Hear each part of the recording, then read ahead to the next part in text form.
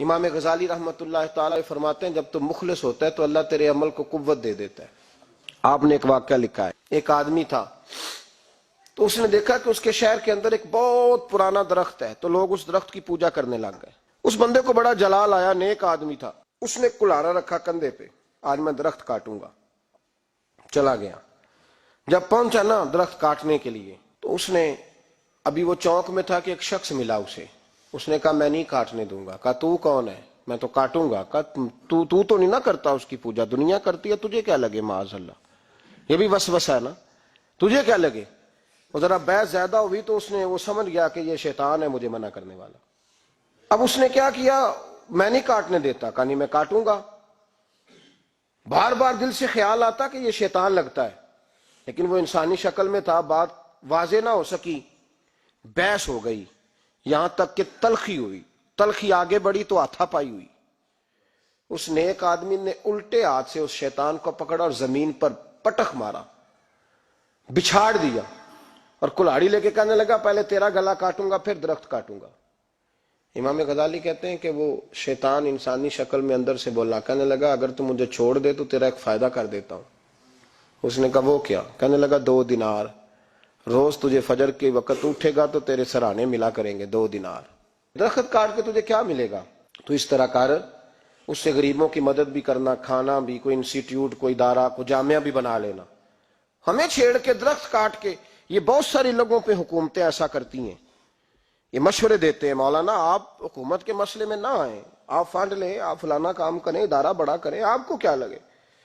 اور یہ بھی ایک ترتیب ہوتی ہے، آپ، اور بہت سارے لوگ مشورہ دیتے ہیں جی ٹھیک ہے دین کا کام زیادہ ہوگا، ادارے زیادہ بنیں گے، بچے زیادہ پڑھیں گے، لیکن دین کا یہ مزاج یہ ہے کہ جو غلط بات کرے اسے روکا بھی جائے اور ٹوکا بھی جائے، اسے سمجھایا بھی جائے، یہ مزاج ہے دین۔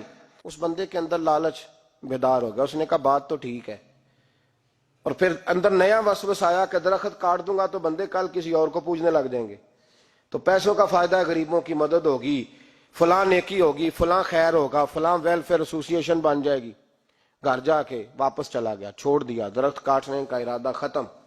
واپس گیا نا گھر، رات کو سویا، سویرے اٹھا تو 2 دینار پڑے تھے، بڑا راضی ہوا، کچھ کھایا، کچھ کھلایا، کچھ رکھا، کچھ بانٹا۔ اگلے دن پھر اٹھا تو پھر 2 دینار پڑے تھے، کچھ کھایا، کچھ کھلایا، کچھ بانٹا، کچھ لوگوں میں تقسیم کیا۔ 5-6 دن تو پیسے آتے رہے، 7ویں دن اٹھا تو کوئی شے نہیں تھی، 8ویں دن پھر کوئی نہیں تھی، 9ویں دن پھر کوئی شے نہیں۔ اب پھر کلاڑا اٹھا لیا، میں درخت کاٹوں گا۔ پھر چوک میں گیا، پھر شیطان انسانی شکل میں، اب پھر گفتگو ہوئی، میں کاٹوں گا۔ اس نے کہا اب نہیں تو کاٹ سکتا۔ میں لڑوں گا، کہا تو اب لڑ بھی نہیں سکتا۔ اب جب گتھم گتھا ہوئے، ہاتھا پائی ہوئے، جھگڑا ہوا، تو شیطان نے پکڑ کے نہ الٹے ہاتھ سے زمین پہ دے مارا، 2-3 تھپڑ اس شخص کے ہاتھ پہ دیے، کلاڑا چھین لے، چل دوڑ جا۔ اب وہ کہنے لگا سچ بتا تو ہے کون؟